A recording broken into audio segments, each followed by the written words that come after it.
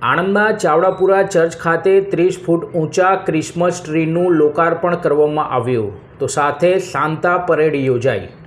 સમાચાર વિગતે જોઈએ। આજરોજ 22 ડિસેમ્બર સાંજે 6:30 કલાકની આસપાસ આણંદ શહેરના ચાવડાપુરા ચર્ચ ખાતેથી 30 ફૂટ ઊંચા ક્રિસમસ ટ્રીનું લોકાર્પણ કરવામાં આવ્યું હતું। આ પહેલાં ક્રિષ્ના કોર્નર ખાતેથી ચાવડાપુરા ચર્ચ સુધી સાન્તા પરેડ યોજવામાં આવી હતી, જેમાં મોટી સંખ્યામાં ધર્મજનો જોડાયા હતા। આ પ્રસંગે ચર્ચના મુખ્ય સભા પુરોહિત ફાધર જગદીશ મેકવાને ધર્મજનોને શુભેચ્છા પાઠવી હતી।